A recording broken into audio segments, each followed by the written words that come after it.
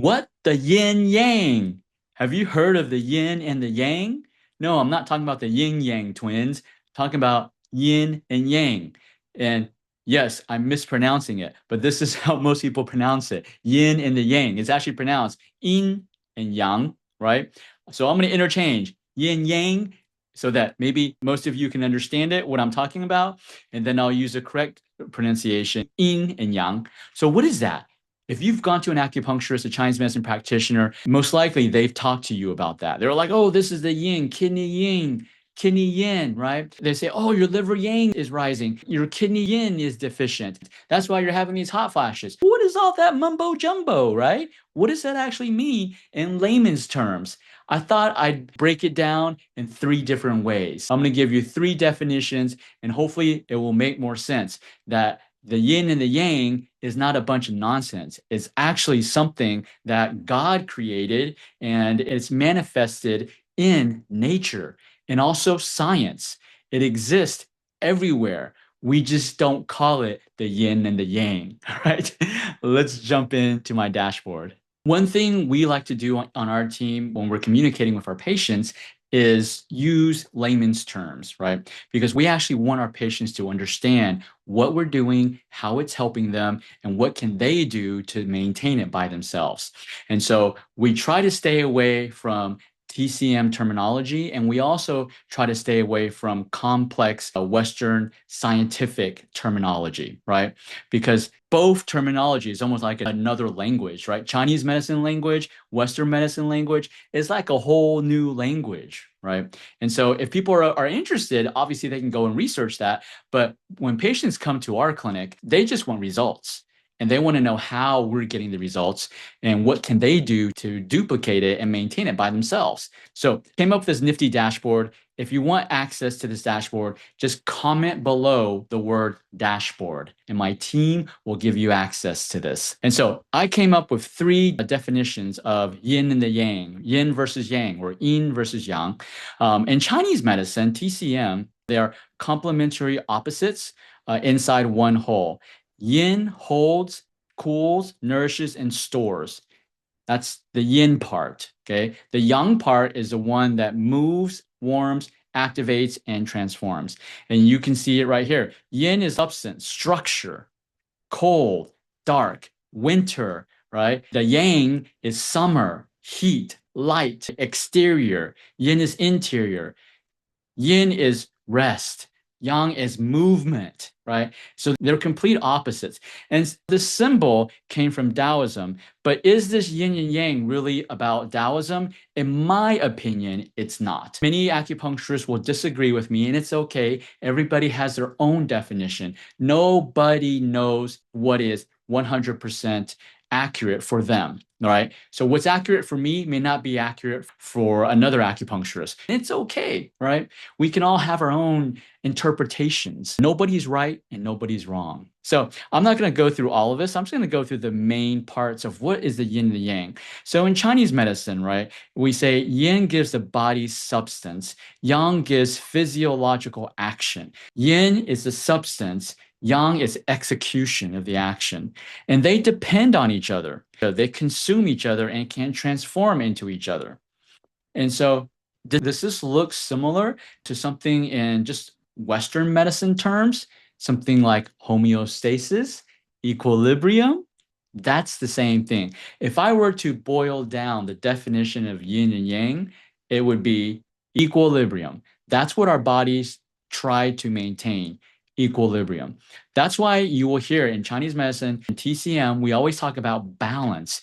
Balance of what? What are we balancing, right? Well, we're balancing the yin and the yang. What is that? We're balancing the substance and the function. Everything in our body is balanced. If it's not balanced, we would fall apart. We would not be able to function. We would not have a body if our bodies were not in balance. So it's a dynamic balance. Health is not a static equality. It doesn't stay balanced 100% of the time. It fluctuates, right? That's why it's a functional balance in motion. Now, think about this. They discovered this balance. They just use the words yin and yang, but they discovered equilibrium and homeostasis 3,000 years ago. I don't know about you, but I'm pretty impressed by those people back then. They knew this concept. They may not know the words that we use today, just the different words, but they understood the concept that our bodies, and this was before they did surgery. They knew that our bodies needed to be in balance. And whenever you have disease, right, that's when your body is out of balance because they knew God built our bodies. When we came out, most people, 99% of the people, bodies were functioning perfectly.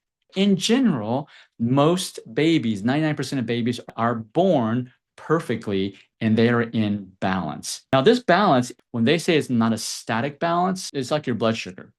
Your blood sugar may be in perfect balance today, but if you eat donuts for a week, your blood sugar is no longer going to be in balance. It's going to be an imbalance, right?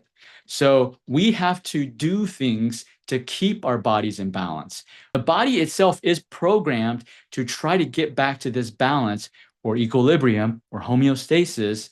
That's its job. It's already pre-programmed. You don't even need to think about it. It will naturally do that without you thinking about it. What we need to do is to help it and not get in its way.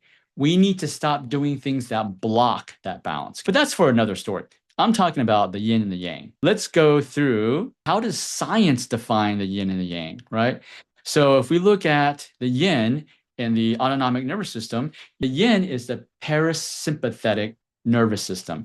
That's the rest and digest. The yang is the sympathetic nervous system, right? It's the fight or flight. So you see, there's a balance. You need rest and digest, and you also need fight or flight. Because if a dog's chasing you and about to bite you in the butt, you need to run. You don't need to be resting and digesting, right? This is salivation, bowels. That's why if your body is constant in fight or flight mode, I call it the invisible dog syndrome. Very few people these days are being chased by a dog, but their bodies are reacting like they're being chased by a dog every single day.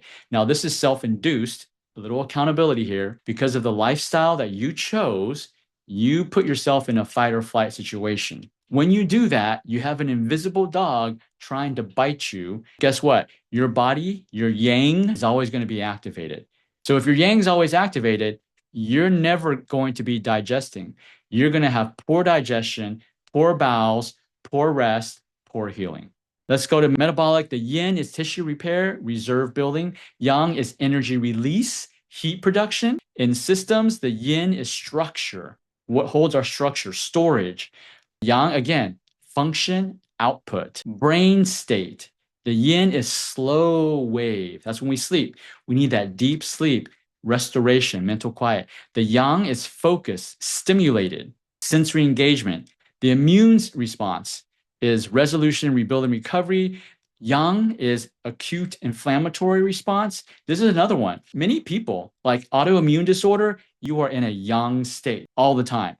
Your body is constantly inflaming itself. You need more balance. You need more yin or yin, which is rebuilding and recovery. Next, bone remodeling. We have two types of cells in our bones. One is called osteoblasts. What does it do? It builds stronger bones. The opposite, the yang, is osteoclasts. What do? They break down your bones. So we have cells in our bones right now, one building our bones, one destroying our bones. Don't you think there needs to be a balance there? When people have too much of the osteoclasts or their osteoblast is not working and their osteoclast keeps on breaking down bone, guess what disease you get? Osteoporosis. See? Yin, yang. Hopefully that makes sense. Same with our neurotransmitters, right? GABA, they dampen neuronal firing. Glutamate, they're excitatory. They stimulate neuronal firing. Cardiac, vagal tone, slowing your heart rate or sympathetic drive. Endocrine, anabolic hormones, storage hormones, tissue building like insulin, growth hormones, or catabolic, glucagon, adrenaline, cortisol effects, right? You cannot say yin is better or yang is better. You need both because in this situation, when you have too much insulin secreting in your body, it causes insulin resistance. That's why you need more yang, right? You need to stimulate glucagon, adrenaline, cortisol. In nature, we see day and night are simplest, the natural teaching model. Winter stores and contracts. Summer expands and expresses, right? Root is yin reserve. Flowering is yang expression. So like plant life down here, the yin is seed, root, hidden potential. The seed is in the ground. That's yin, that's hidden. What is the yang form of plant life? Sprouting, leaf, visible growth, right? Metabolism, storage is a yin, store things. You get fat. Your body is doing too much yin, it's too much storing, right? Yang, you need to release it. You need to consume that storage. If you want to lose weight, you need more yang and less yin. Nervous system, you need rest and digest and mobilizing. Because if you're just resting and digesting the whole time, you're not mobilizing, your resources keep building up. What does that mean? Resources keep building up. Have you ever been to someone who is a hoarder? Do you know what a hoarder is? A hoarder is they just keep on bringing things into their home and don't throw it away. And pretty soon their whole house is full of stuff. You can't even walk through it, right? That's a hoarder. That's what happens when you're too much yin. So again, it is not about yin is better than yang or yang is better than yin.